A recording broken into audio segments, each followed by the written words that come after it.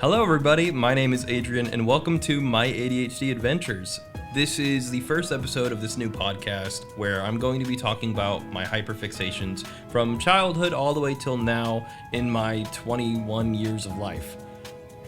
I'm going to be talking about a very special topic today that takes up still a lot of my life and has honestly taken up probably the last 4 years or so of my life, maybe more, and it's Dungeons and Dragons.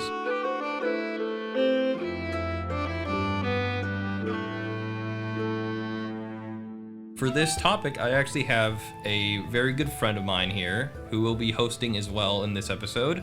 Introduce yourself, Dylan. Hi, my name is Dylan. I'm also a D&D nerd. It's Dungeons and Dragons for those of you who don't know the abbreviation. I've been really involved in D&D for about 3 years now, mostly thanks to this fine gentleman across from me. So, to start with, I would like to talk about how both of us got introduced into D&D. Do you want to go first, or should I go first? You go first, because I'm sure your story is well more entertaining than mine. I highly doubt it. No, it will be. So, going back to before COVID, the Forbidden Ages. The Forbidden Ages. You talk about it like it was the Middle Ages or something. It was like half a decade. We were locked in our homes. It started back before COVID, still in high school.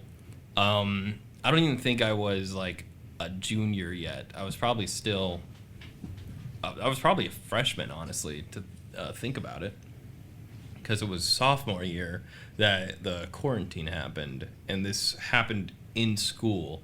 So I got into a group of friends, or acquaintances, I guess, and we met at the library after school. It was like an hour-long session thing, and that's when we really got started with D&D. Through the summer, we also would meet up at Grounds for Thought, which is in Bowling Green. It's a lovely coffee place. I would definitely recommend visiting it if any of you are interested, because it is so good. So we would meet up there, and I do remember that this group and me, we didn't really click. I enjoyed the idea of D&D, but this group, it wasn't really meant for me. It didn't feel right. I didn't feel like I received the proper amount of help to understand the game, which led me to being very inexperienced in D&D. And so I had stopped playing for, I think, the next 2 years after that, until I met up with one of the players from the same campaign, and he actually invited me to play with his friends, and that's how I got started into D&D, because I've been playing with the same group ever since, and even started my own group separately, which includes you. That is true. Yes, campaign is basically like the story, the overarching story of a D&D game. Campaign is what they call the game. I do believe that, with that being said, it could switch over to your story. Yes, thank you. Yeah, so my story is not nearly as sprawling or expansive as yours. I don't even remember the inciting incident where I learned what D&D was. I just know from a young age that I knew of the concept of D&D, role-playing game, adventure, dice, and everything like that. I just never really got into playing D&D until college. Like, I had heard from various people in high school that it's a fun experience and you should try it sometime, but never could really find anyone to spend time with, meet up sessions and all that. A session, by the way, is a section of time where people gather together and play D&D. It's usually the same amount of time each week or each individual time you meet up. Well, sometimes it can be different. I've had sessions that last like 7 hours, and then there's sessions that last 4 hours. It really all depends on how much you want to get done. Exactly. It's always a preference to the Dungeon Master, DM, and whatever the plot calls for. Dungeon Master, by the way, is basically the narrator of said game, or the host. They're the one that walks you through the dungeons, the traps, and explains the plot of the story as you traverse the incredible realm they've set forth for you. Now, where was I? Oh, yes, college. So my first couple of days of college were inconsequential to this story, but it was within the first week of my freshman year that I went to my Intro to Mac class, and I came across a certain individual I'm currently sitting across from. Here we go. I ran into this fine fellow named Adrian in that class, who kind of was off in the corner all by himself, and I was like, wow, he looks really cool. But no, he was off on his own, and after class I approached him. I was like, hey, you look really cool. You want to be friends? And he was like, yeah, sure. And ever since then, he has progressively got less and less cool. Okay. Thank you.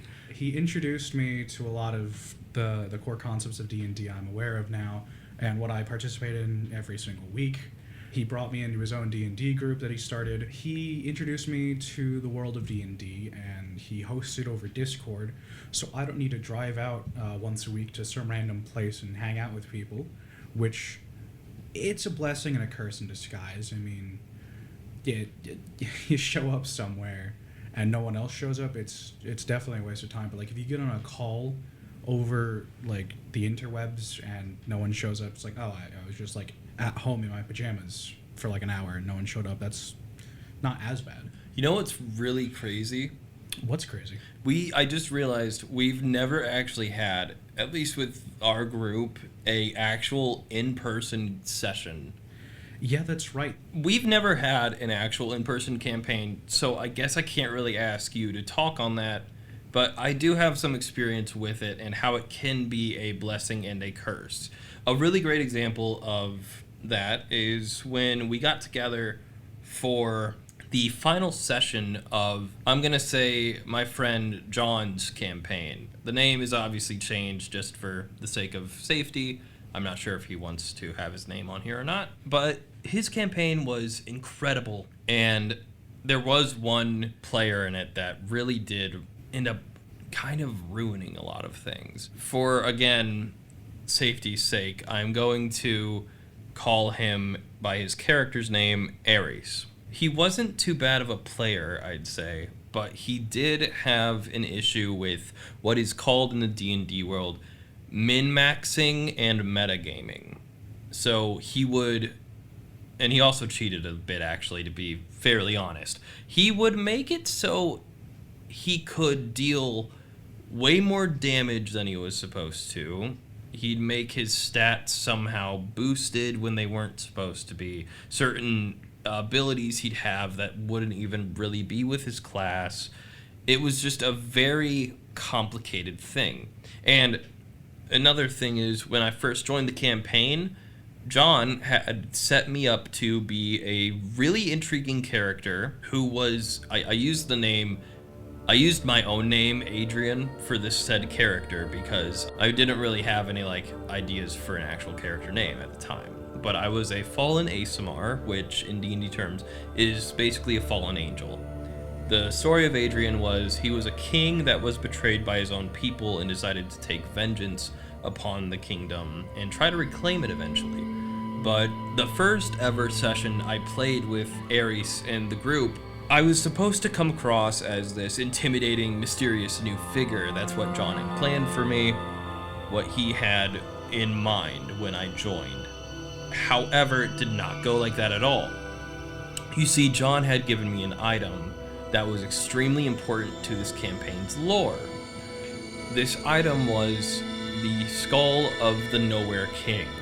And the Nowhere King in this campaign was like a deity, kind of. Something that was extremely powerful and had a lot of people wrapped up in its clutches. Not really a villain, but not really a good character either. It was just an influence.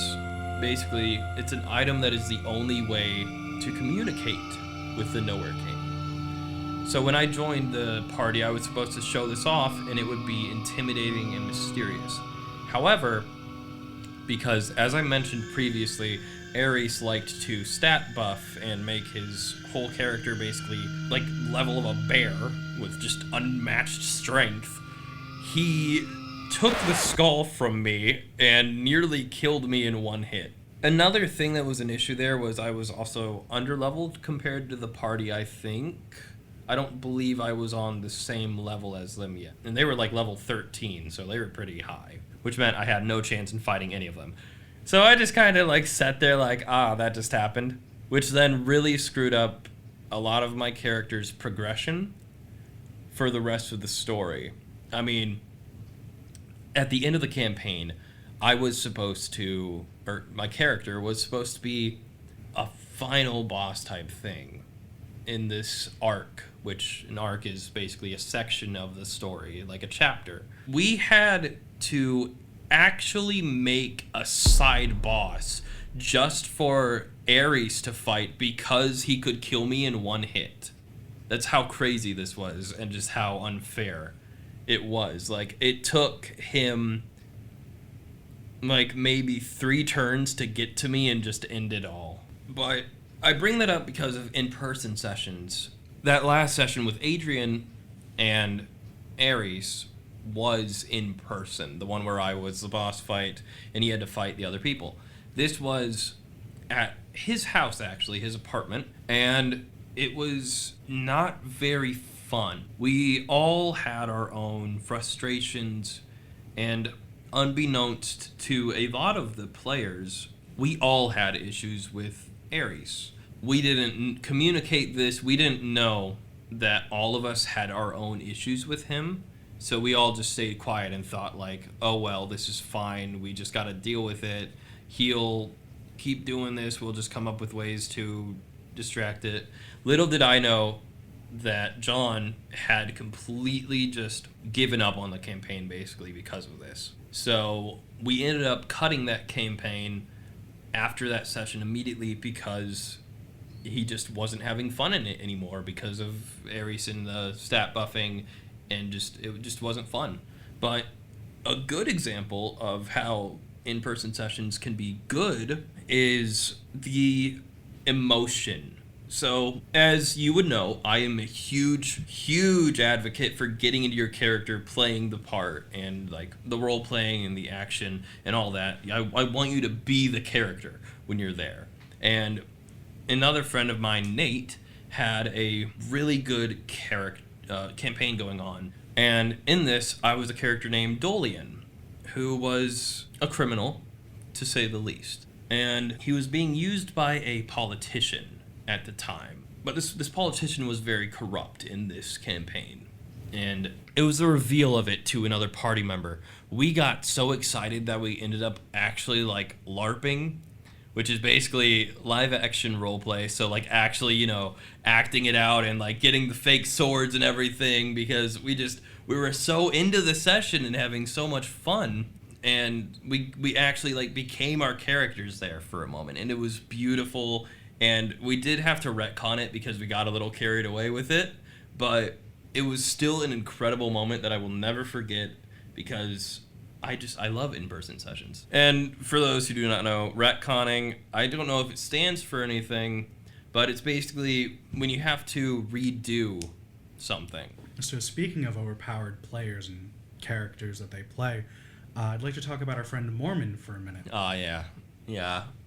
Our friend Mormon, when I first started being a DM, I didn't really know what I was doing, and I was really bad at it. I think Adrian can attest to that. As I was going along, Mormon decided to become a series of characters that were all in the same family, which I don't have a problem with. I mean, that's pretty cool. That's a good concept.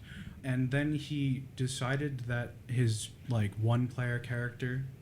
First, before you continue, sorry, I do want to interrupt you here. No, you're fine. I think we should actually mention how our campaigns are different from actual D&D. Exactly, yes, we should. So, regularly, at least in the D&D that I learned from, you can only really play one character at a time. We didn't really follow that for Dylan's campaign. We had multiple characters being played. This was before I actually knew what I was doing. I apologize to any veteran DMs listening right now. Unless you're like the DM. A grave sin. Unless you're like the DM. Basically, you only have one character. If you're the DM, then you're playing all the NPCs, all the bosses, all the bad guys, everything. But the players usually only have a character and then some backup characters that they play separately from their character, not at the same time. At least that's how I've learned it. If that's not true, please do let me know, people, because that's just how I've learned. I'm still learning. I'm actually going to start hosting my first real campaign here soon, so I'm hoping to learn even more. But continuing on about Mormon. Oh, I was just going to add, on top of it being not your average D&D campaign, and I mean, it is essentially homebrew, what we do. It's not like actual D&D 5e. Yes, that is also true. But yes, going back to Mormon and his litany of characters. What were their names again? Let's go through the names. Let's list them. I think I could list them out. So this whole problem started when he invented a character called Jack Grimm, and then proceeded to have an entire family. And then he had 2 children, Arthur and Maria. Yep. I forgot Arthur. At the end of the campaign, where he finally sacrificed the entire family to save the universe, he had added on a robot dog, a robot dragon, I believe it was an angel. It was an angel named. And then he Sathanas. also had, that was the demon, but he also had an angel. He had 2. He had an angel and a demon. That's why I can remember. Both he had an angel and a demon. The demon was Sathanas. I don't know who the angel was. I know there was an angel and a demon. But then he also was in control of a ship, which became like the main hub for a while for the party to hang out in. But eventually, he sacrificed himself to save the universe. And ever since, he's just played like a single character, which is great. I've also had to, every time I give him a new character sheet to make a new character, I've had to specify no god boxes, because one of the things he had on that spaceship was a box that contained a god for some reason. It never came into play, but the fact he just had that on him was just in like a corner of a ship somewhere. Oh, I thought you were talking about a completely different box. No, it didn't. It never came up in game, but it was just a thing he had, and I was like, okay, I don't want this ever happening again. That it even is a possibility without my consent, because he did this like out of my hands. Oh yeah, that was a huge issue when you started for both campaigns. Honestly, a lot of our players didn't actually communicate with us, whether it was your game or my game, on like what they wanted to do. Me and Mormon though, we definitely had some of our own falling outs, because I also played a character called Gerald King. So Gerald King was quite the interesting character because, and I'm gonna bully you slightly here, I guess. No, that's fine. I bully you plenty. It's okay. Yeah, mainly because of your lack of knowledge at the time. Oh yeah, absolutely. In like the stats, I did abuse the system a little bit, whether it was purposeful or accidentally. The specific thing about Gerald was I wanted to play like a more good guy for once, because I really enjoyed playing villains a lot, but Gerald King was going to be my first morally questionable but still good character. And because of his previous actions, I had decided off the bat to treat him as like some kind of criminal, because every other character he had played up to this point broke like every rule that I had set in place. It was a huge misunderstanding on both of our parts for that game, which is another reason why it ended up being like the peak of the downfall. So Gerald King was a character that I wanted to actually try being good with, but because I didn't make that clear, Dylan did treat him as if he was going to be another twist villain or something. Me just being like very villainous in general and having like a lot of bad characters, like you said, which were mostly like evil based, they did give you good reason to judge Gerald as such as well, because I had shown myself to be just like an evil player in general. Gerald King was the strongest character in your campaign of the space game, and I'm pretty sure the next campaign too. No, 100%. Until his death. Like everybody else had they had like 50 HP, and Gerald had like double that already. Well, he went to the gym, you see. Yeah, no, he did. He actually did. So that was another issue that I will admit, as a new player, I took a lot of advantage of Dylan. I've gotten better, but there's still times. Oh, you've definitely gotten better. I get walked over a little bit. But I don't try to do it as much anymore now. To get back on track, Gerald King and Jack Grimm. The issue was because me and Mormon were both, at least in the time of this campaign, we were both pretty big egomaniacs. We wanted to be the number one in the party. We wanted to be the focus. So we tried to just basically outshine each other way too much, to the point where we both had to sacrifice both of our characters and play different ones. And that single decision spiraled us into even more downfalls, and it hit the peak. Actually, it'd be the valley. That reason, I believe, hit us in the valley. I wouldn't believe it's a valley of downfalls, though, because I do think that it improved from there. Well, no, like, the overall arc of... I've improved as DM since, and, like, through everything, but that moment where you guys sacrificed your characters then led to the situation where we stumble across our dear, fateful antagonist of this saga, Zagan. Oh, because we are not getting into him yet. Well, that's the peak of the valley, you know. That's like that was bottom. the worst thing ever. That it was good for game 6, but once game 7 hit, that was just horrible. It went like the chart, if we had to graph it, went down and then the slightest up and then just plummeted into the depths of the negatives. Game 8 was my worst mistake as a DM, and I will not elaborate. I will elaborate. Or do you mean game 7? Game 7 was the traveling across the multiverse and stopping the giant King of Hell demon. Game 8 was the one where Zagan became the yeah problem. That Game 8.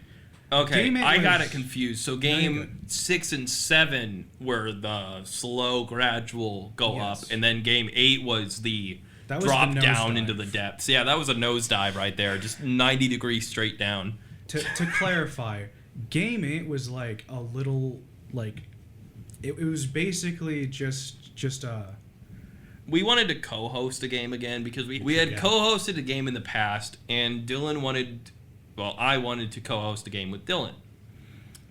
We didn't know how to do that, and I was like, hey, why don't we just make another thing similar to how I had with Adrian in the original D&D campaign, boss fight where the players have to fight against this guy called Zagan. And then we ended up making him the most overpowered boss in the entire game. Way unfair, completely overleveled, because none of us really had a grasp on combat. We also didn't have a concept of like the leveling system in standard D&D. Yeah, that's true. My entire first campaign had like no structure of that kind. Even now, every fight we've had is better than that Zagan fight. What was the fight in my campaign? The one that was the one in space, the space serpent. The deal. Commandant. The Commandant and the deal boss were even better than Zagan. I would have like paid. I would have fought two of the deal things just to not fight Zagan. I would have done 3 Commandants. Yeah. Just to not do the Zagan fight, and my character fell down so many times. You died in that fight. And then were resurrected. I would gladly do it. You got to again. 6 exhaustion. I know. For those of you unaware, exhaustion is a mechanic that if you get to 6, you just die basically.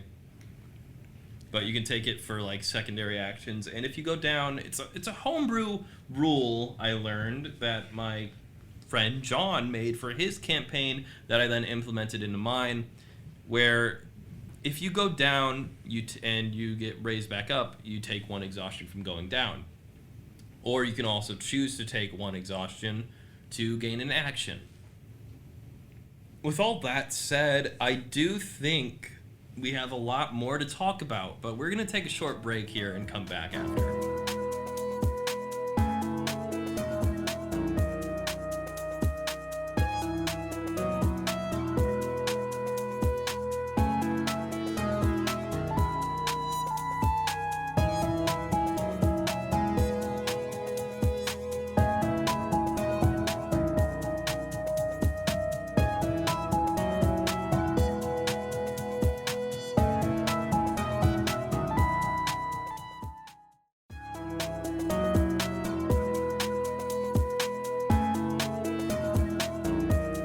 Welcome back to the show.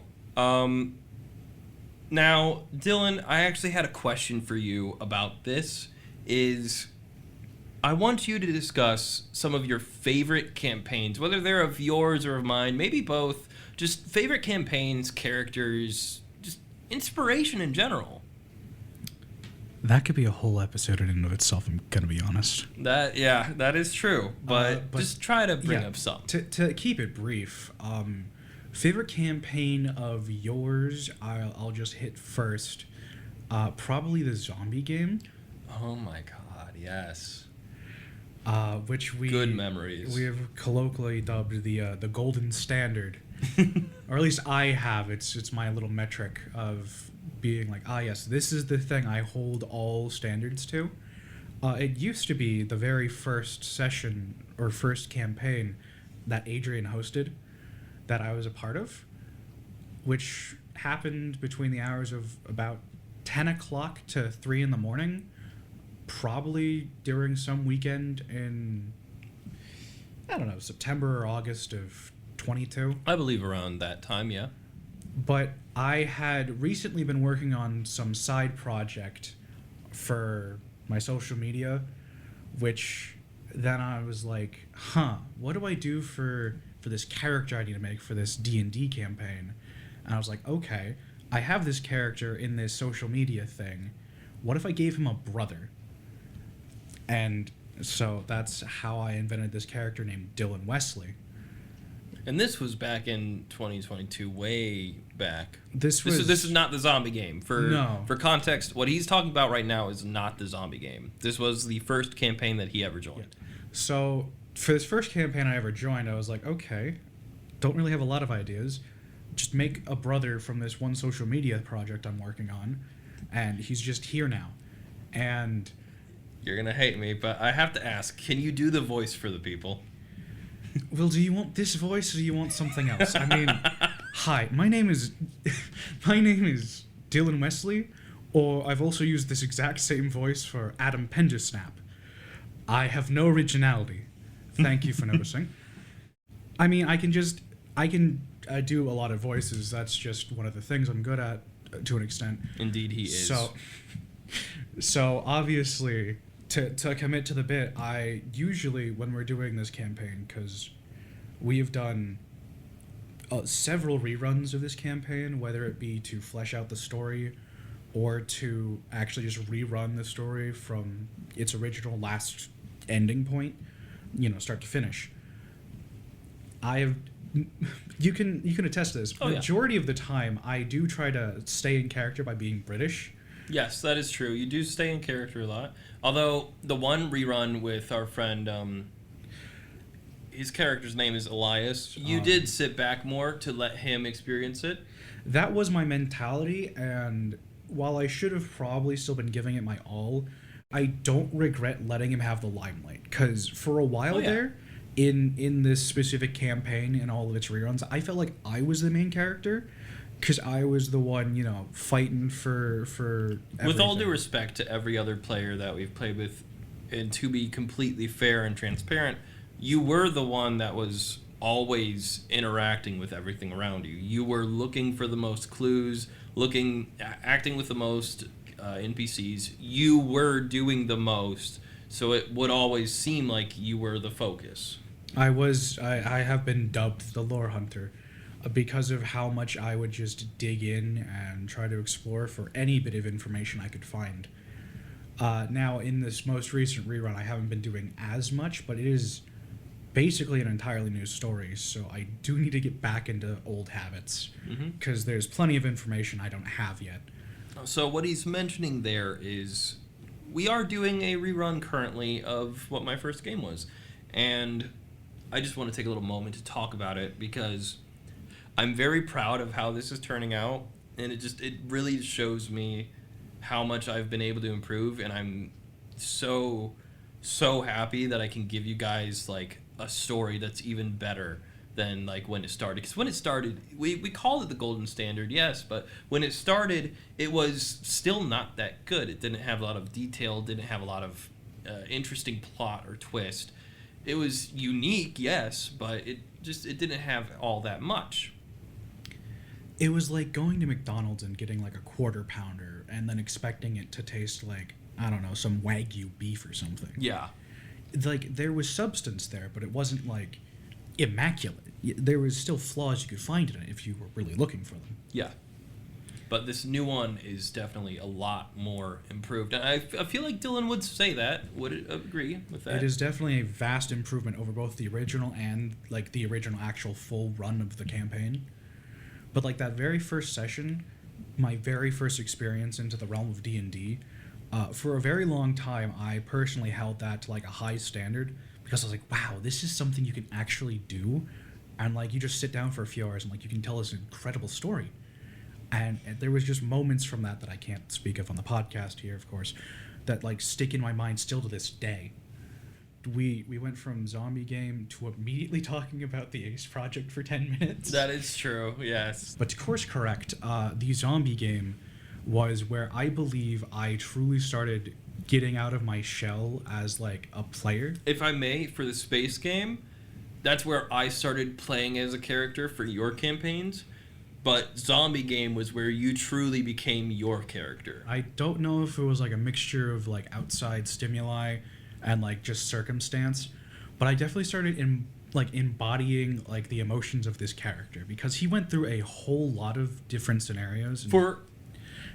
Sorry to interrupt, but I want to ask, give them the name. This man's name was Mike Kitzelberg.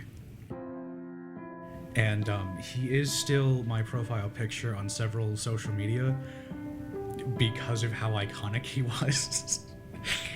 But he started out as a man who liked to play the odds. And one of the very first things he did was there was an NPC character that had been designed as, like, a neighbor to Mike. And Vivian, yes. Yes, correct. Vivian. That's her name, Vivian. Kilbernacht, yeah. Mike harbored, like, a secret love interest, like a little crush on her.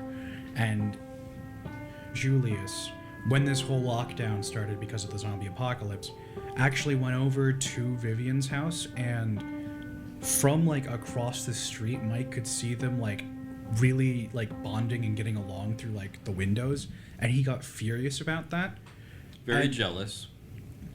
At the very beginning, it was, like, a very one-note character where he was just, like, a jealous little rat man. I will agree. I mean, when I started out, it definitely was not my best work. Yeah. In defense, no character is the best when they start. Of course Gerald not. at the beginning was a steroid man, just always focused on getting buff. Really no actual layers to him. Yeah. He didn't really have that growth of being a family character.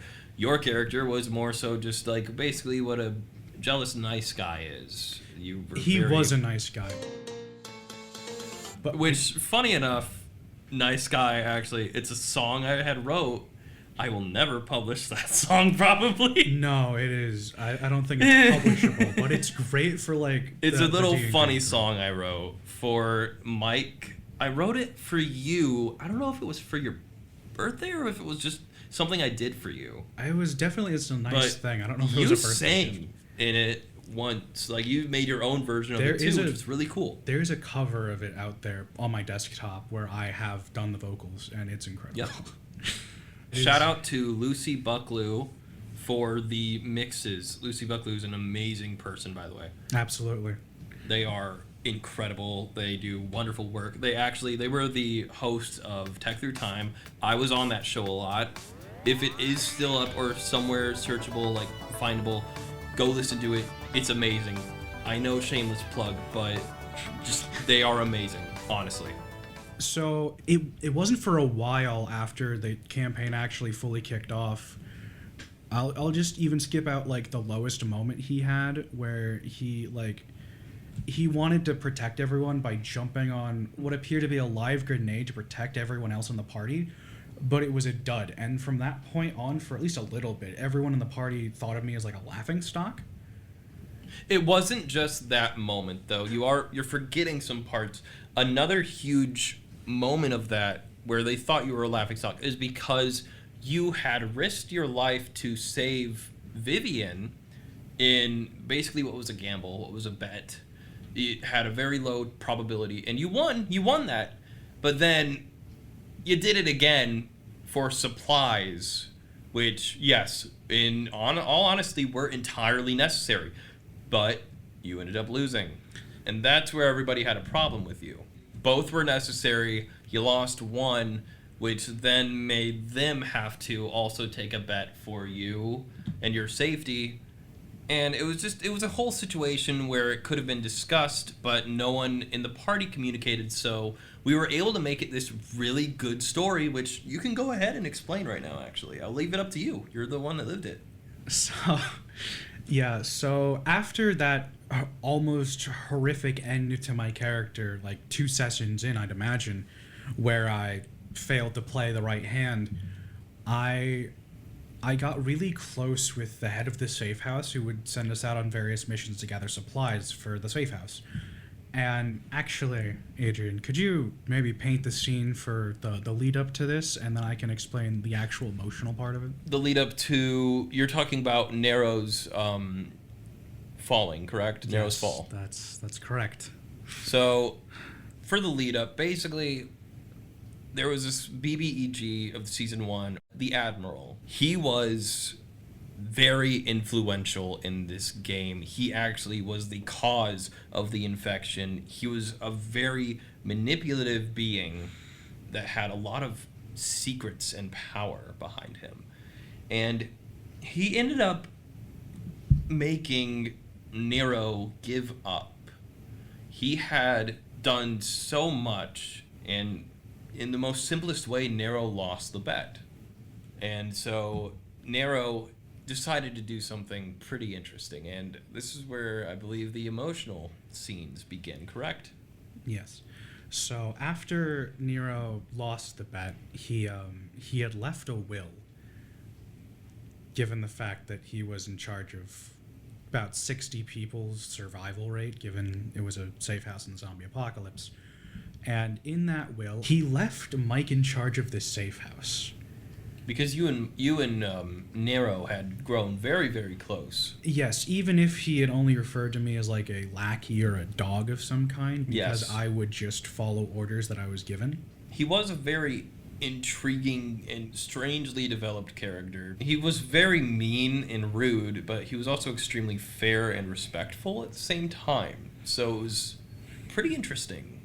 And he had left Mike in charge of the safe house, which is a detail that in later seasons it gets real complicated to keep track. He was put in charge of the safe house and then began to ensure that people would remain safe. And I believe soon after that, we came across the Admiral back in the original neighborhood we started in, Mike's hometown, Mike's neighborhood. It was the final session of season 1. It was the final episode. The finale. And we got into an altercation, and Julius was giving a big speech to the Admiral. A monologue, very heroic. Yes. And this is something that it does stick with me in the back of my mind. It's not like... It's definitely a powerful moment. It was extremely powerful, I think, and it might be a little assumptuous of me, but I'm going to say that I think this was the moment this became the golden standard. I know you say it was Nero's death, but I think this is what made that campaign become huge, because this is the twisting point that led the rest of the story. Nero's death impacted a lot of you, including you specifically, but a lot of the players as well. But this one just broke it. It opened up many doors that were opened and then twisted to make the full story what it was. So, during Julius's big heroic monologue, the Admiral decides to take out his weapon, and he uses it on Vivian, who at the time, she had gone too long without sleeping due to the infection's rules and how you can become a zombie. She was still in the process of recovering. She had just basically gotten better. The Admiral used his weapon on her, and she proceeded to perish from that attack. In the simplest terms, he killed her there. During the monologue, And then I don't recall the exact line you used during He which. stared directly at you, Mike, and then Julius as well, and said, just very bluntly and in a very cold voice, he said, "This isn't a movie, this isn't a game, this is war. People are going to die if you take too long to talk." And then we proceeded to scramble and try and save Vivian's life, but it was over. We couldn't do anything to save her. And that led to one of the most emotional reveals of the story. Didn't it? So, this whole time, Mike had been fighting for unrequited love, because obviously Vivian had been in and out of like psychosis and sleep deprivation, and there really wasn't any time to like get to know if she felt the same way. And in that moment when she laid there dying, I believe she pulled out because She had whispered to you and asked you to go to her house. Yes. Where the closet was. She told Mike to go to her house. And also, I believe it was still on her finger. The ring that you had given her from your childhood, yes. Yes. But this is the interesting part. Twining actually allowed you guys to put her to rest, basically. Yes, so we carried her to her house and laid her to rest in her bedroom. And while in her bedroom, I did as I was instructed, or Mike did rather, and he looked in her closet and found a box. I found a box. It was a box full of photos of her and Mike, I believe. Yeah, throughout their lives, from yes. like childhood to more current. And there was also a letter in there from Vivian that she was going to give to Mike at some point. It was the day of the apocalypse she was going to give it. It was a love letter. Yep. She liked them too this whole time. And in that moment, Mike burst into tears. I think I did too. Yeah. I'm gonna be honest. I think it was only like, I think it was the first time. No, because Nero made you cry. Nero made me cry too. I didn't get a chance to mention it, but it definitely did. But I think this was like, this was another time where you definitely did cry during this. I definitely did cry. I don't know if I've cried since, but Probably not for the campaigns yet, because there hasn't been too many connections. there hasn't been too many. But that moment of that choice and just like that, the sight and the way it played out, that opened up the gates to so much more in this campaign. We really could go on an entire extra episode just about what happened because of that one moment. That is true. We definitely could. But to save time, I think we'll have to skip that, unfortunately, even though it does go into a whole lot more of in-depth about Mike's character. We might I might honestly bring you back for a part 2 for this. I wrote a lot of songs for this campaign. You I wrote really one did write a lot called of Vivian, and I'll take some time to play segments of some of the songs, like in between naming them. But I wrote a song called Vivian.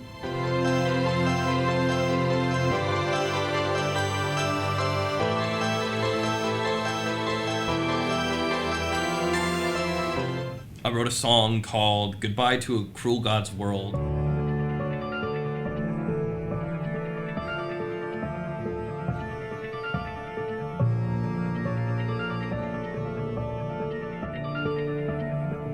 That was inspired by a character later on in the campaign. I made other songs as well, like I made one called Flies. We're all unworthy.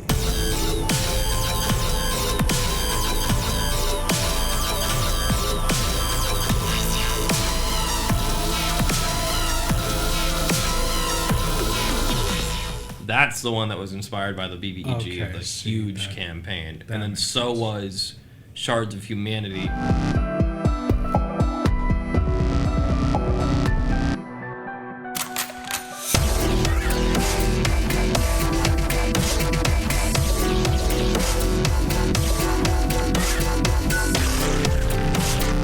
Or no, Shards of Humanity was actually about Mike and Locust. Both of them. A lot of Mike inspiration for your musical. Indeed. And then you have my song Perfect on albums. Every day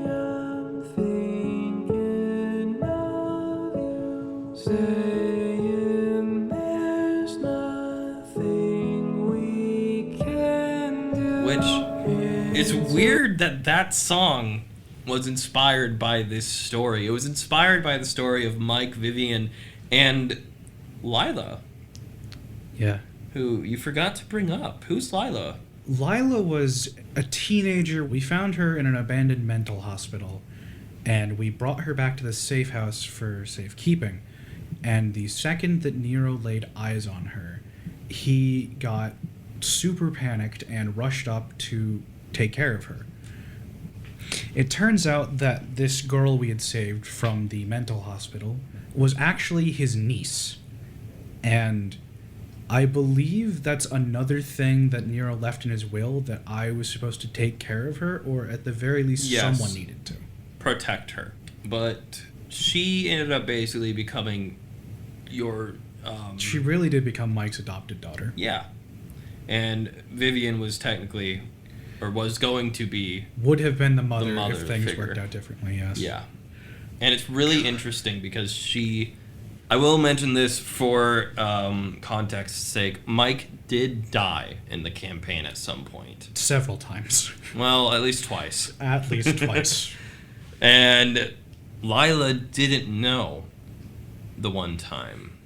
I died 3 times, actually. Season 2B, I'm talking about. Yes, Because there was, season 2B. we technically did 2 season 2s. We did one where it went kind of in the bad ending way, and then we did another one where it went in a completely different direction, which honestly both are canon. I can't be By rude. the By the the description rules. and the Yeah. rules of everything connecting, both are canon. But Mike died and Lila didn't know, so she went to look for him, and that was such an emotional moment. Not even for just Dylan, not even just for you, but for like Julius, because Julius was the one that had to take care of her after Mike was gone, and then you Julius. had Adonis and Chris Blackburn. Even they were like distraught by this. I really feel that everyone did have some emotional connection to Lila and her well-being. Everyone somehow. had an By emotional the end. connection to all the characters. I really feel like think that about was- Dean. God, We didn't even bring up Dean, and like he was the grandpa of the thing, and he was still alive by the end. That's good. He was like the adopted father of the group. He like adopted everyone as his He kids. was like the grandpa of the group. Yeah, he was incredible. Not to mention, I believe it was Rick the Unnamed Guard. Yes, Rick the Unnamed Guard. That's his full name, by the way. He was a character you loved I particularly. loved Rick the Unnamed Guard. He assisted you so much, and then he never got fed for like working for who was it? Theseus. He never got fed when he worked for Theseus. That's that how well. this started. Yeah. And That's then how you Rick's saga started. That's how Rick became an actual character, was because Mike, I had just a random guard approach you one day, and I don't remember what he said, but he warned you about something, and you were like, I respect you very much. Can I do anything to repay you for this? And Rick was just like, oh yeah, you can cook for me. I haven't ate for like 2 days. I forgot we did the Kinger voice for him. Yeah. That is a thing that we did for some NPCs. I forget what my one was. Speaking of voice, Locust's canon voice, oh my god.